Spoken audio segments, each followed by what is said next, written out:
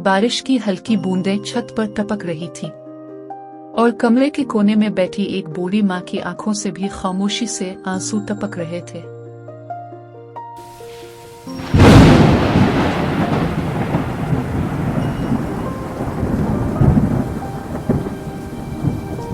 क्या वाकई 8 बेटों वाली माँ आज अकेली थी?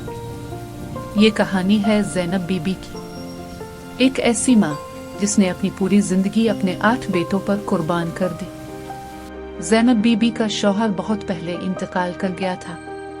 तब इसके 8 बेटे बहुत छोटे थे। लोग कहते थे, ज़ैनब तुम अकेली कैसे संभालोगी इतने बच्चों को? मगर ज़ैनब मुस्कुरा कर कहती, ये मेरे बच्चे नहीं, मेरी दुनिया है, अल्लाह मदद करेगा। वो दिन रात मेहनत करती, कभी लोगों के घरों में काम, कभी कपड़े सीती, कभी खुद भूखी रहती मगर बच्चों को पेट भर कर खिलाती। वक्त गुजरता गया और उसके बेटे बड़े हो गए। एक डॉक्टर बन गया, एक इंजीनियर, एक बिजनेसमैन, और बाकी भी अपने अपने कामों में कामयाब हो गए। आज सबके पास बड़ा घर, गाड़ियां और दौलत थी। लेकिन कहानी यहाँ से बदलती। एक दिन ज़ैनब बीबी बीमार पड़ गई। इसने बड़े बेटे को फोन किया, बेटा तबीयत बहुत खराब है, आकर देख लो। बेटे ने जवाब दिया, अम्मी आज बहुत मसरूफ हूँ, कल आ जाऊंगा। कल जो कभी नहीं आया। दूसरे बेटे को कॉल की, बेटा मुझे तुम्हारी जरूरत है। इसने कहा, अम्मी बच्चों के इम्तिहान हैं, मैं नहीं आ सकता। तीसरे, चौथे, 8वीं तक हर किसी के पास एक बहाना था। चंद दिन बाद 8 भाई एक जगह इकट्ठे हुए। मौजू था, उम्मी को अपने पास कौन रखेगा? सब खामोश थे।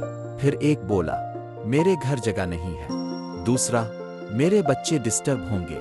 तीसरा, मेरे पास वक्त नहीं है। यूं ही बहस चलती रही। आखिरकार फैसला हुआ, उम्मी को 1 महीने के लिए हर बेटे के पास रखा जाएगा।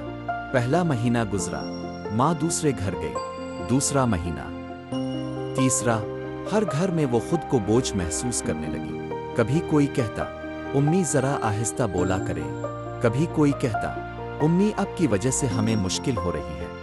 एक रात ज़ैनब बीबी खामोशी से उठी।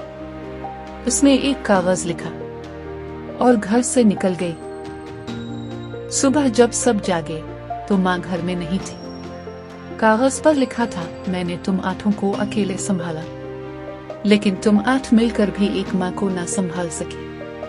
अब फिक्र ना करो, मैं किसी को बोझ नहीं बनूंगी। सब भाई घबरा गए। उन्होंने हर जगह तलाश किया। आखिरकार एक पुराने फलाही इदारे ओल्ड होम में वो मिल गई। माँ एक कोने में बैठी थी, मगर उसके चेहरे पर सुकून था। जब बेटे उसे लेने आए तो इसने सिर्फ एक जुमला कहा, बेटा अब मैं यहाँ ठीक हूँ, कम से कम यहाँ कोई मुझे बोझ नहीं समझता। ये सुनकर 8 बेटे रो पड़े, लेकिन अब देर हो चुकी थी।